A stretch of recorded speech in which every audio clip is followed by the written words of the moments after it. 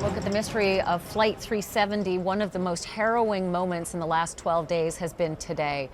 Watching those family members literally breaking down in front of the international press, and the harrowing sounds of a mother with a son on board who just couldn't hold it another moment.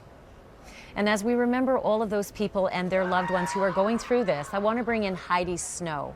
Heidi is the founder of Access, the Aircraft Casualty Emotional Support Services Group. Heidi lost her fiance on TWA 800.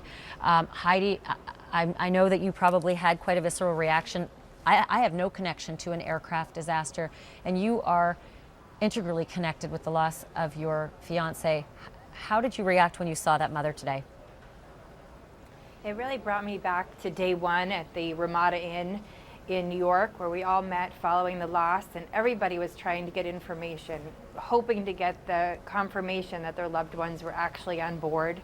There were a gamut of emotions in the room for days. There were press conferences just like that, and people just hoping to get information to make sense out of what happened.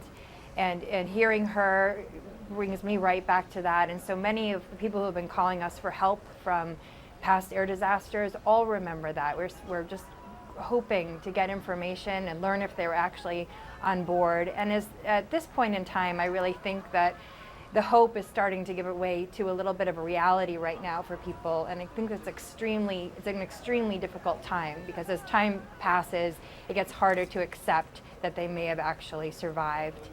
And I was holding on to hope during these first few weeks. It took 5 weeks before my fiance's remains were found, and I just remember I needed that so bad, but every week that passed, the hope started to decline a little bit. And as that happened, it got harder and harder. Is there a right way, a wrong way? I mean, clearly what I'm witnessing on the screen right now and how they treated that mother in the briefing room is entirely the wrong way, but what is the right way? What is the most delicate way to handle people like you whose lives are shattered?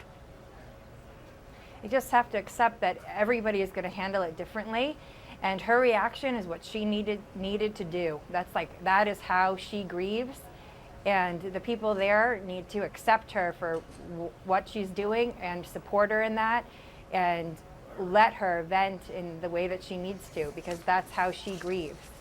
Everybody grieves in their own way, and everybody reacts in their own way. And I remember that very well. There were very quiet people in the room where we all met at the press releases, and then there were people getting extremely heated and angry.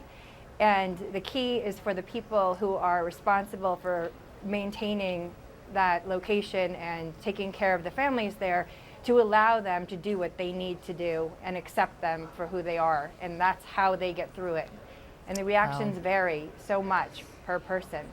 For what it's worth, yeah, and I'm just going to say, for what it's worth, they don't know it, but hopefully they can feel it, because there are millions of people who are praying for them right now, and absolutely, we just feel for them. There's nothing we can do. We feel very helpless, but hopefully you can help these people at some point once they start wanting the help and needing the help, and realizing what you said, when the hope gives way to reality, they will search out the kind of help you can offer. Heidi, it's great to talk to you. Thank you. Appreciate it. Absolutely.